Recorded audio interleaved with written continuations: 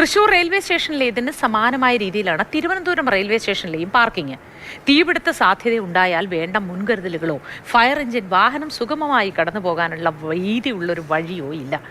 No parking ഏരിയയിൽ വാഹനങ്ങളുടെ അനധികൃത പാർക്കിങ്ങും നടപ്പാത കയ്യേറിയുള്ള വാഹനം തള്ളലും തിരുവനന്തപുരത്തും സ്ഥിര കാഴ്ചയാണ്. AK സ്റ്റെഫിന്റെ റിപ്പോർട്ട് കാണാം. തൃശൂർ റെയിൽവേ സ്റ്റേഷനിലുണ്ടായ അപകടം ഒടുവിലത്തേതാണെന്ന് പറയാനാകില്ല. ജാഗ്രത പുലർത്തിയില്ലെങ്കിൽ പലയിടത്തും അപകടങ്ങൾ പതിയിരിപ്പുണ്ട്. ഇതുപോലെ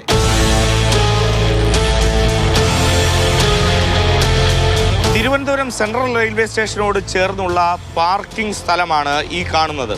ഇവിടെ യാതൊരു മാനദണ്ഡവും സുരക്ഷാ ക്രമീകരണങ്ങളും ഇല്ലാതെയാണ് ബൈക്കുകളും കാറുകളുമെല്ലാം പാർക്ക് ചെയ്തിരിക്കുന്നത്.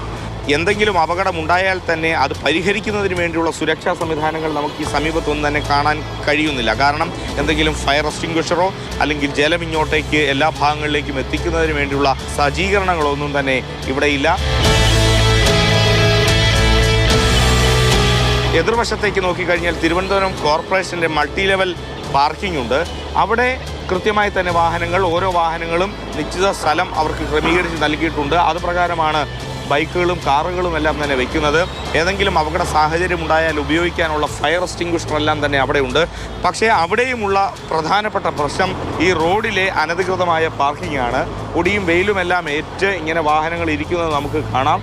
വാഹനങ്ങൾ കടന്നു പോകുന്ന വഴിയിലാണ്, സർവീസ് റോഡിലാണ് ഇങ്ങനെ അനധികൃതമായ പാർക്കിംഗ് ഉള്ളത്.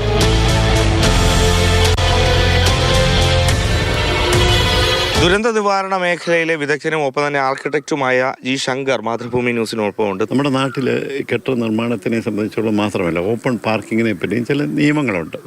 അത് ഈ അഗ്നി സുരക്ഷയുമായിട്ട് ബന്ധപ്പെട്ട നിയമങ്ങളാണ്. അതിനകത്ത് പ്രധാനപ്പെട്ട 1-2 കാര്യങ്ങൾ ഞാൻ പറയട്ടെ. നമ്മളുടെ ഏത് പാർക്കിംഗ് ആണെങ്കിലും നമുക്ക് നടുക്കൂടെ ഒരു ഫയർ എഞ്ചിൻ കടന്നു പോകുന്ന വഴി വേണം. ആ വഴി തടസ്സപ്പെടാതെ വേണം. അതിന് നിയമങ്ങളിൽ പറയുന്ന 5 മീറ്റർ 16 അടി വീതിയുള്ള വഴികളുള്ളൂ.